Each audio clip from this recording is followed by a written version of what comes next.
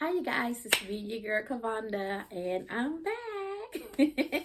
So today I am coming in just to spend a few moments talking to you guys because, of course, you know all about this month. The month of September is Sickle Cell Awareness Month that has been deemed so by the United States Congress, and we have to get the word out about sickle cell. And I just want to bring you along and be able to answer any questions that you have about sickle cell and just give you some of my personal testimony in regards to sickle cell. And I'm doing a fundraiser so we can raise money to support research for sickle cell, to support our sickle cell warriors out there that are going through the challenges of every day in having sickle cell.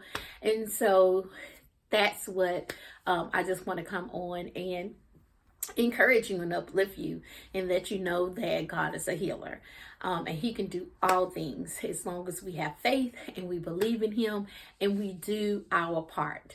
And so today I just wanted to talk to you about things that cause me to be frustrated as a person with sickle cell disease, and a couple of questions that I have got from some friends and some family members in terms of things that they wanted to know about sickle cell. So one is that how do you deal with the pain crisis, and what is a pain crisis? So a pain crisis is when your blood cells end up turning into like a crescent moon shape, and that is the term known as sickled. So your cells are not that nice oval shape that everyone else has. It's kind of like a crescent moon shape. And so just think of a crescent moon shape trying to travel through your blood system. And sometimes when it's not able to pass through your little bitty veins, it ends up, instead of going in like this, it ends up going sideways, kind of. Use my thumb. Sideways, kind of. And so instead of being able to go right through, then it kind of gets jarred, right? And so all the other blood that comes along after it is kind of stuck, and it's not going and running as smoothly. And so sometimes when that happens, it causes the pain. So it's kind of like how I can describe it as pin needles. You know how you've seen back in the day where older people used to use the thimbles on their thumb when they were sewing. So if the needle was to come through, it wouldn't accidentally hit their finger. They had that layer of protection. So only way I could describe it is you don't have that layer of protection, and you know that your blood is going to continue to flow, right? So as it flows, it hits, and it's pain, and it just feels like it's crashing down nonstop.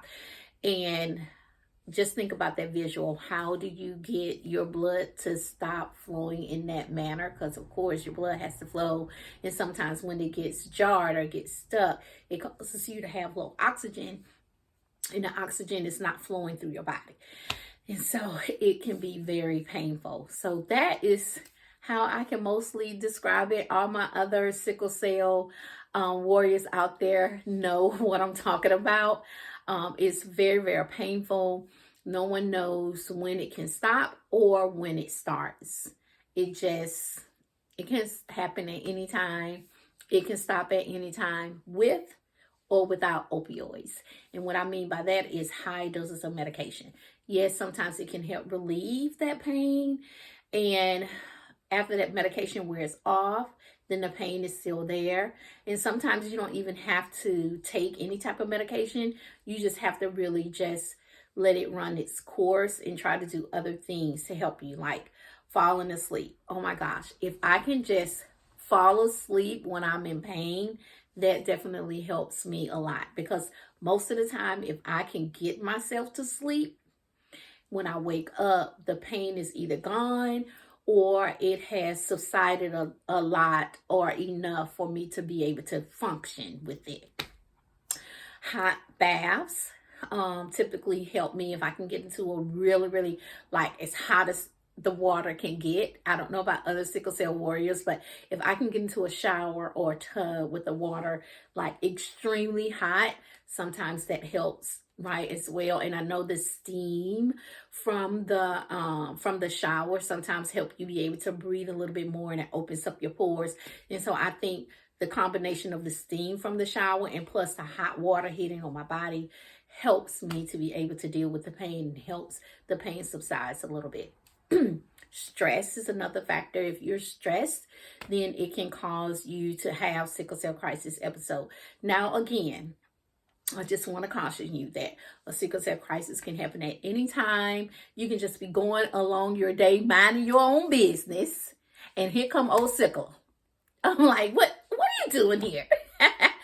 Prayer sometimes, not sometimes, all the time works for me.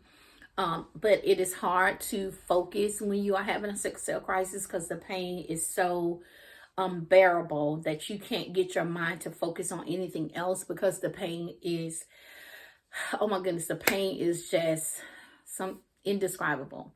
I wouldn't wish it on anyone, but I know God has chosen us for a reason. He allowed this disease to happen for a reason. I know that there will be a cure one day. I know God is a healer. He has healed me. I have so many testimonies on how he has healed me, and hopefully I will get to share those this month. But today we're focusing on the sickle cell pain and some questions.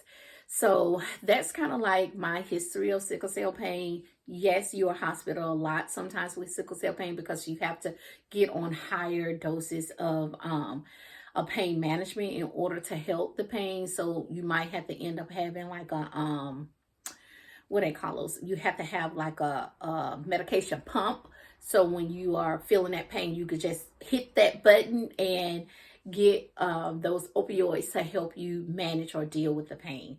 So one, trying to go to sleep, hot showers, the steam from the shower, the hot water on my body helps me. Prayer, if I can get my mind focused enough to just stay calm and pray to my Father, my healer, that helps me most of the time. That will help me. And the pain is just how I kind of described it with you guys. So it can happen at any time. It can come on at any time. It can stop at any time. And I know sometimes I have gone to the emergency room like in the excruciating pain. And sometimes the staff there, that's a whole nother story.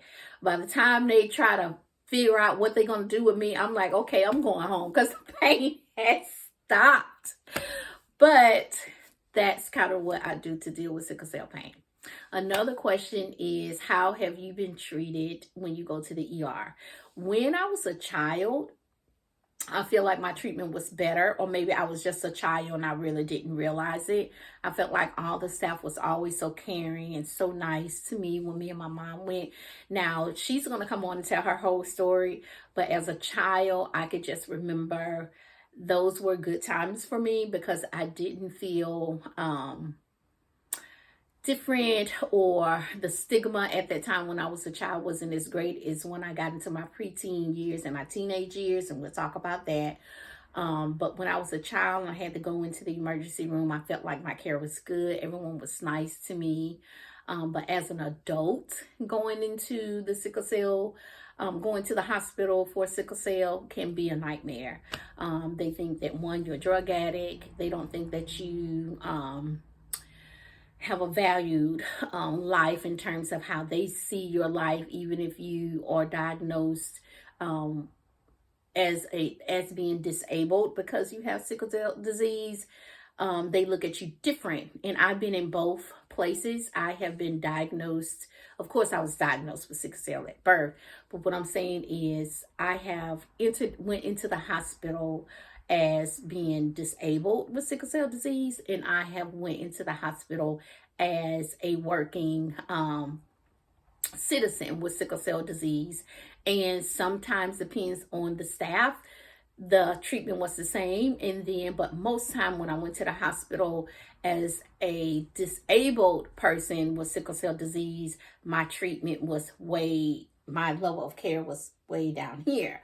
And sometimes when I went into the hospital now as a working person, my care can be a little bit elevated because of the insurance, right? Over here, I didn't have good insurance. It was Medicaid and state benefits. Over here, it was working benefits. from an employer.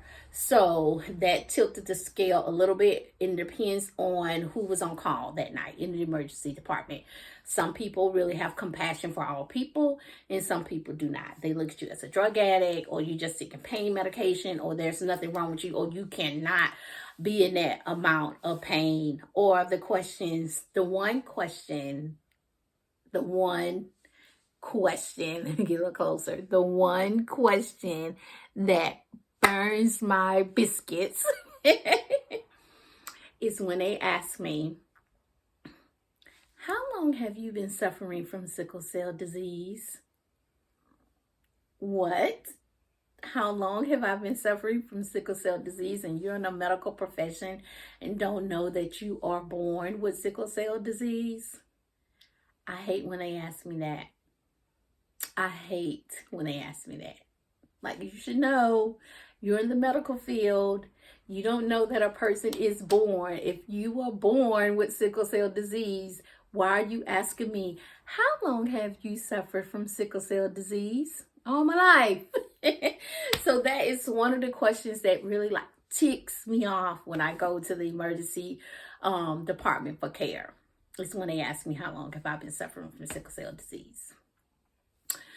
So it just depends on who's on call at the time, if you get your service down here or your service up here. And then, like I said, you don't even control the sickle cell pain crises. It does its own thing. And sometimes I've gone to the emergency room where I needed care. And then other times I went to receive care, but because of the treatment, the care didn't come soon enough. They probably just gave me IV fluids, but nothing to really treat the pain. And so by that time, sometimes the IV, that's one thing. The IV infusions really, really help because it helps get your bloodstream back flowing. So a lot of times I can go into the hospital and not receive any pain medication, but if I can receive the infusion, the IV infusions, that kind of helps, and then the pain subsides, and I'm like, okay, I'm good. I'm gonna go home now. And so that has happened to me. And sometimes I'm in the emergency room for hours and nothing happens, and they end up hospitalizing me. Some of the things that end up getting you to the emergency room is exhaustion, if you overwork yourself, stress, or if you have any type of infection, or a common cold, a sinus infection, UTI for women, bladder infections, or kidney, any type of infection can cause you to land in the hospital. And so those were two questions that my family members and friends were asking me, so I thought I would come on and share. One is, how do I deal with sickle cell pain and what is it?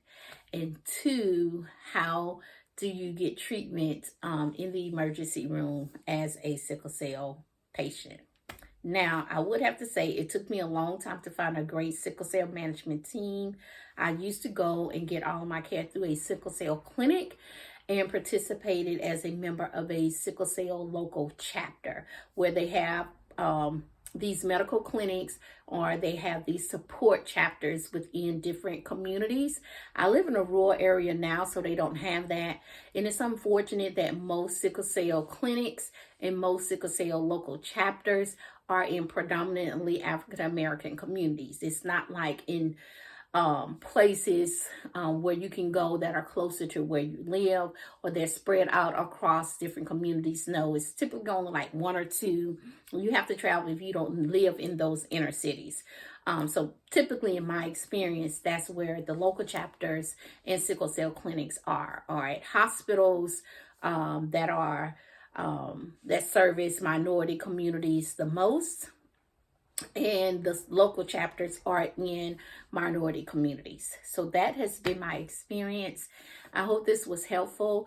Please like and subscribe and share. We're still doing great with the fundraiser. We want to reach our $500 goal. So please share this video. Click on the link in the description box to give to our fundraiser. Remember, we're going to be doing it all the way for the month of September.